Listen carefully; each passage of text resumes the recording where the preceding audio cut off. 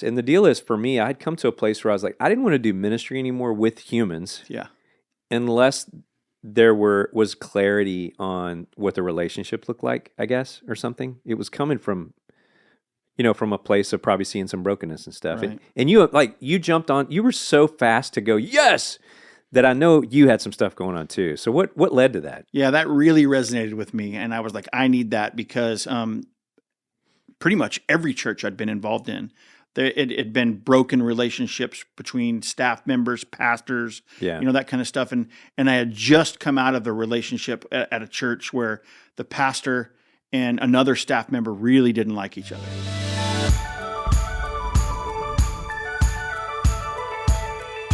All right, well, I don't know if you know this or not. This may be new information for you, but not every team member on every team always gets along. I know it's a shocker. And maybe you have been disappointed or frustrated because the relationships that you share at work are not as life-giving as you wanted them to be. Well, you're not alone. Welcome to the Worship Catalyst podcast. I'm your host, Austin Ryan. And the reality is that bands break up. They really do. Most of the good ones. And churches split, and businesses have resignations, and educators grind through year after year, disconnected from the people around them. And this is a real problem. And in churches, it leads to an abandonment of mission. Businesses, it leads to lost profits and staff turnover. In education, it leads to students getting a distracted teacher, and administration focusing more on personnel than educating. And in every instance, with every organization, when there's broken relationships, it leads to broken people living broken lives in an existence of surviving, not thriving. Nobody wants that. Well, if you or anybody that you know is living their lives or working in their ministries or jobs with relationships that are less than what they could be, this podcast is for you. We want to help you build the team of your dreams. And I'm here with somebody who's been on the podcast before, my good friend Ben Barfield. Yo ho ho, said the pirate. Yo ho ho, said that pirate. And nearly 20 years ago, Ben and I, remember this? We stumbled onto a ministry partnership and friendship that will not die ever because we figured out early on the secret to working together and living lives together. And on these podcasts, we're going to share those secrets with you. We're also introducing a book we wrote on this called The Three Covenants, Building Team Loyalty.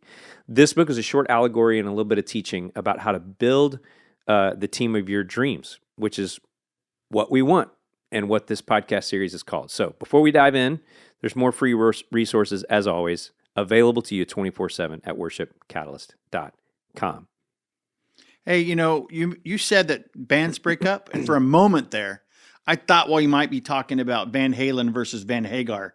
That would have been awesome. Do you want to do a whole podcast on Van Halen versus Van Hagar? Oh, yes. Okay. Which one's better? Everybody knows. David Lee Roth, baby. Everybody knows. David Lee Roth. I know. Go ahead and jump. The only thing about Sammy Hagar, though, is that he did. He's a better singer. He did have a couple of really good songs with. He's a better singer too. Yeah, that's true. David Lee Roth just goes wow, woo, all that stuff. Is that the part you like about it? Yeah. I wonder if we've lost people on the podcast yet. So this is about how to keep David Lee Roth. If he would have lived by what we're talking about, David Lee Roth would still be a part of Van Halen today. If he's alive. Is he alive?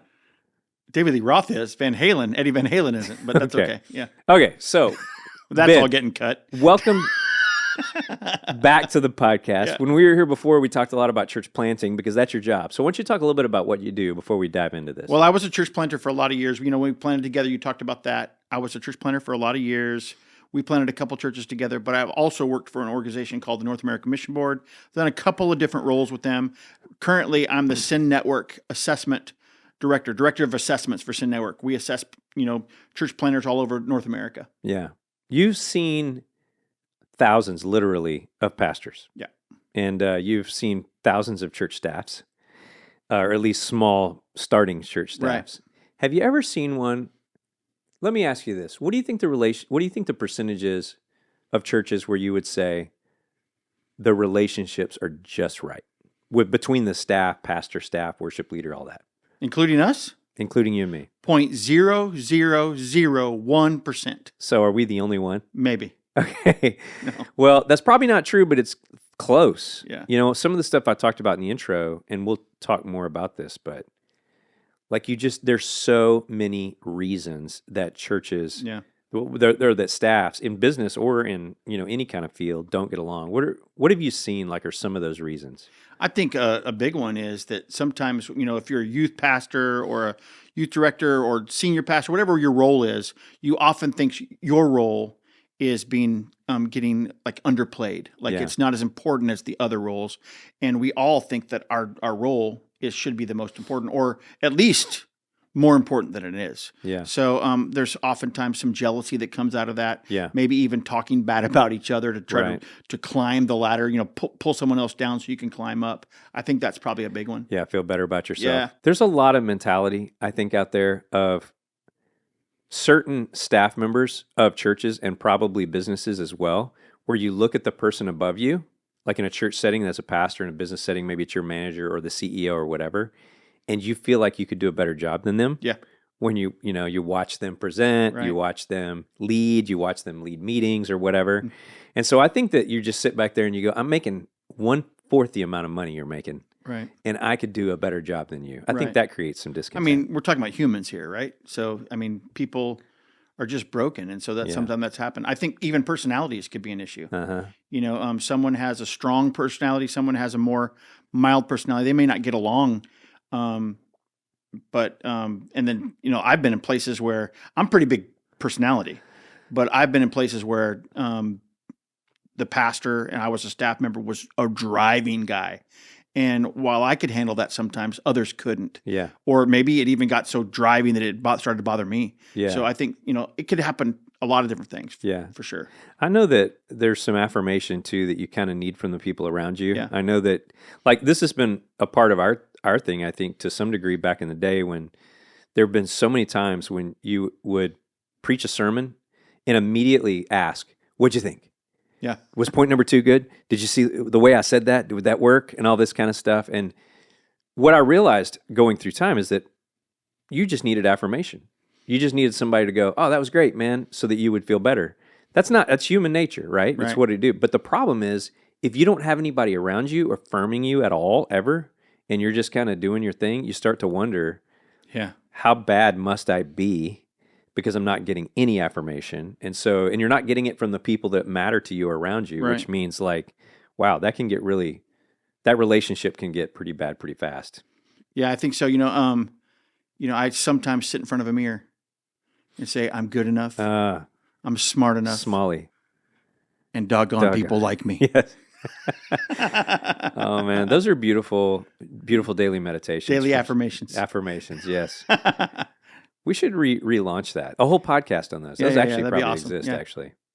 Anyway, So, well, there's lots of things. I mean, you and I both like we coach and mentor people all the time, Yeah. and it's like every single time I'm sitting there, I'm listening to people that are just either a little bit or a lot discontent about the relationships around Right. them.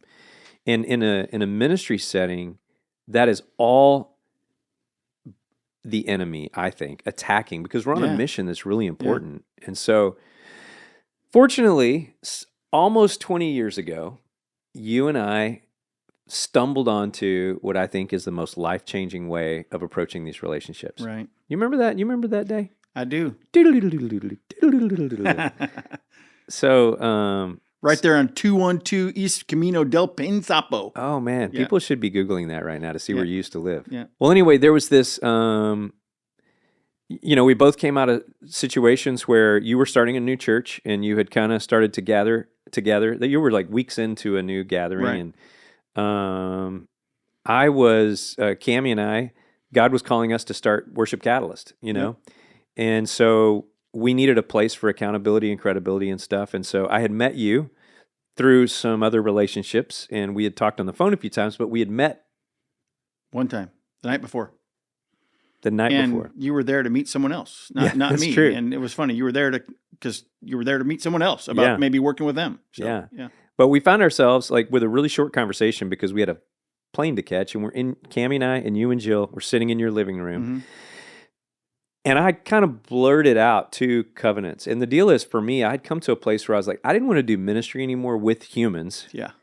unless there was clarity on what the relationship looked like, I guess, or something. It was coming from from a place of probably seeing some brokenness and stuff. Right. And you jumped on, you were so fast to go, yes, that I know you had some stuff going on too. So what led to that? Yeah, that really resonated with me. And I was like, I need that because pretty much every church I'd been involved in, it had been broken relationships between staff members, pastors, that kind of stuff. And I had just come out of a relationship at a church where the pastor and another staff member really didn't like each other. And I was the youth pastor, and they would both come to me and talk bad about the other.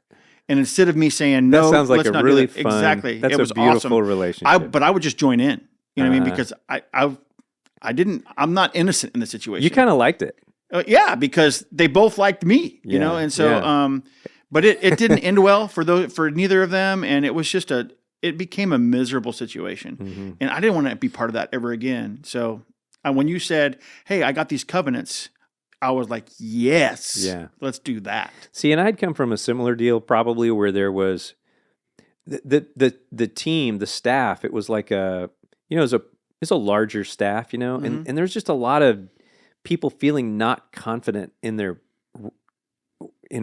fact that they would have a job in a year, or they didn't feel like they could bring up ideas necessarily as much, and there was just a lot of meetings before meetings and meetings after meetings, and a lot of that kind of stuff where it's like everybody just felt like they were siloed and in trouble and things like that a lot. And I was in the middle of all that as well. It's like you, right? I was like hearing it from every angle, and so anyway, we agreed to 2 covenants that day, and almost not knowing each other at all, which is unbelievable.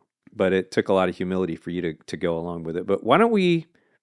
And these are in the 3 covenants, Building Team Loyalty book, which I hope everybody will pick up and buy and go through with their teams. But let's just drop them. Let's drop the first 2 covenants, especially because that's what we started that day. Okay, cool. The first one is I got your back. And it just simply means that I'm not going to hear anybody say anything negative about you. Yeah. I'm not going to ever say anything negative about you. And we're just going to have each other's back. We're going to back each other up, and we're going to lock arms, and we're going to work together. And so I know after 20 years, I mean, I can say this, after 20 years, if someone's to come to me today and say, "Hey, you know Austin Ryan?" "Yeah, I know Austin." "You know what he said about you?" And they were to tell me, first of all, I'd say, "Yeah, I know what he says about me. He says I'm awesome." You know what I mean? But if they tried to tell me something negative, I would say I don't believe it. Yeah. And I would say let's not go there. Because I know that you don't do that. And you know that I won't do that. Right. And it's been almost 20 years of that. Getting close to this day. Yeah.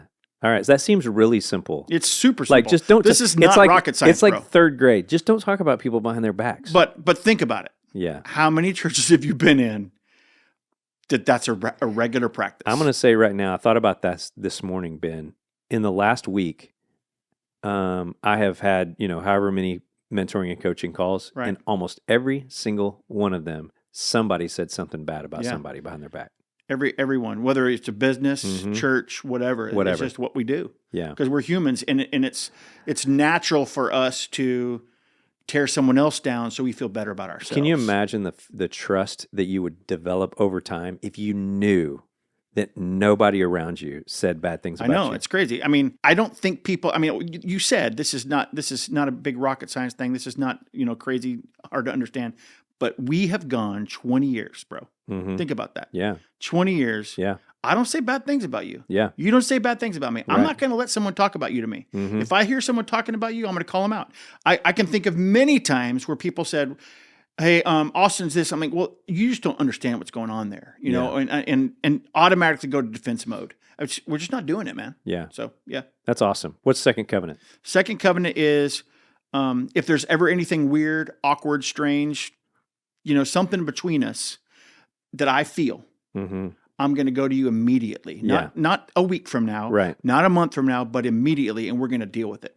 And by the way, that's a requirement. Yes. If I have something that, even if I know it's just something I'm feeling, and it's not something you mean, even if I know that, I'm required to go to you and say, "Hey, Austin, I got a number 2 we got to deal with," And I mean, I love it when you say that to me. I love it when you shorthand number 2. It's so great, man. You're sometimes just like, "Hey, bro, I got a number 2," and I'm like, that sounds a little bit personal. Okay, this is a podcast. Yeah. So we have a number 2 covenant that we deal Yeah. with, and we got to deal with it immediately. Yeah. So a lot of times leaders say, "Hey, I got an open door policy. You can always Yeah. come in and talk about stuff. Yeah, anything, open door." This isn't that though, huh? Yeah, because there's another side to it. Yeah. The other side to it is if I come to you and I say, "Hey, this is what I'm feeling. This is what I thought. This is what I heard you say. I want to talk about this." You're not allowed then to dismiss what I say. Right. You have to accept it, receive it, and Yeah. and we talk through it. And so that's a huge. I mean, both sides of that. I have to bring it up, and you have to receive it, and we talk through it. Yeah, we go into the book a little bit more on that, on exactly Yeah. what the How that feeling is and works. how that Yeah. works real practically. But I think the thing that is a little eye opening is that it's not really the concept of you have the freedom to come talk to me. Right. It's a requirement. You have to come Right. talk to me if you have any feeling. We'll illustrate that in just a few minutes. Yeah, for because sure. that's a tough covenant. Yeah. I mean, I can remember like in between services, when we used to pastor together. Yeah. In between services, something was said, and I took it wrong. I would go to you, or you'd come to me. Right. It happened all the time. So then a year or so later, you called me one day. I remember you were driving and you go, "I got another covenant we should make with one another," you know? And I'm like, it wasn't okay, as cool. cool as number 2 though. Number 3 covenant. Yeah, you're like, "I got a number 3." Yeah. Yeah. What's the deal? So what's the third? What's the third covenant? I think the third one, like the number 1 and the number 2, they you have to have these to have the third one. Right. And the third one is that we passionately debate on any situation, anything that we have, any particular decision that needs to be made. We passionately debate it. But once a decision has been made, we own it as if it's our own. I mean, like if even if I didn't start the conversation with agreeing with that decision, we own it as if it's my decision. Yeah. And we can never. We're never going to say to anybody, "I didn't think that in the first place." Do you remember that time Kevin lived up to that? Yeah, I do. Yeah. There was a guy named Kevin, but we're going to change his name to Dan. And Yeah, that's good. Just to protect Kevin's innocence. Who? Kevin Dunn. So, there was a guy named Kevin. He was an elder with us. We were on a staff together, and we were working together closely. And we were deciding as a church. You and I had been talking about it, and we were deciding as a church that we were growing like crazy. It was cool. It was a good place to be, but we were running out of room. Right. And so we needed to do something. And so we talked about, hey, we might need to go to 2 services. And so all the elders got together. There was 4. I think there was 4. There was 5 of us at the time. And the guy we'll call Kevin was one of them. And he was there. And I remember we passionately debated. We talked about it for a little bit. And he brought up, hey, the problem with going to 2 services is there's three problems with that. 1, we're going to be 2 churches. Yeah. 2, we're not going to know anybody. And Right. 3, we're going to lose momentum. Right. And he just boom Yeah. listed these things out. And we talked about it. And we talked about it. It's several hours. We talked about it. Remember? Oh man, it was over multiple weeks. It was a long conversation. And we finally together, the 5 of us made a decision. No, we're going to go forward and we're going to do this. I think it was 4-1. Right. But we decided to disagreed. do it. I mean, we debated it passionately. Yeah.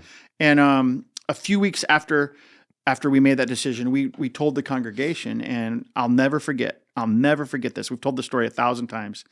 It's after the service. We just told everybody, and I'm behind some pipe and drape. Yeah. Kevin is on the other side of the pipe and drape with this other guy. Yep. And the other guy says to Kevin, he says, "Hey man, I'm not sure about this. Right. We're going to be 2 churches. Uh-huh. We're not know anybody, Yeah. and we're going to lose momentum." He said exactly. I mean, almost word for word, boom, boom, boom, went down the list. I'm like, oh no, here we go.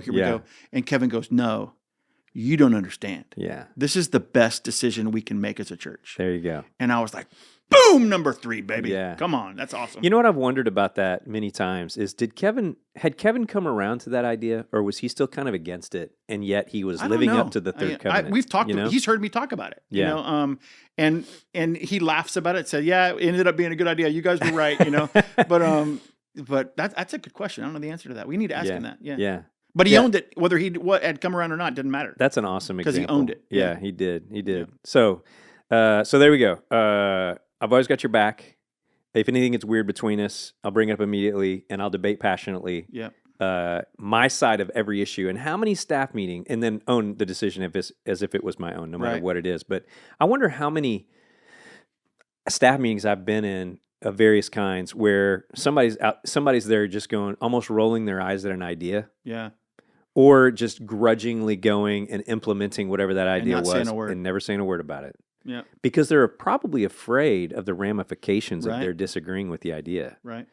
But that's what the covenants fix, right? Yeah, and I think part of it is you can't have number 3 without number 1 and 2. Oh yeah. And so that's that's what happens when there's not a trust. There's not that that I got your back. There's not that number 2. I've dealt with all the issues that the weirdness in the room. So because I don't trust you, I'm not bringing up anything that disagrees with you because you're the boss. Right. You're the pastor. Yeah, man. Yeah. That's a tough place to live. Yeah. So we ask a lot of times, like, which is the hardest covenant to live by, Yeah. you know? And I think it's the second one, Okay. especially for people. It may be easier for the boss, but for people that are like the under people, that Yeah. second covenant is really difficult. Right. And so there's this illustration that we, as you know, we do a lot, just kind of like to describe it. So these are mints.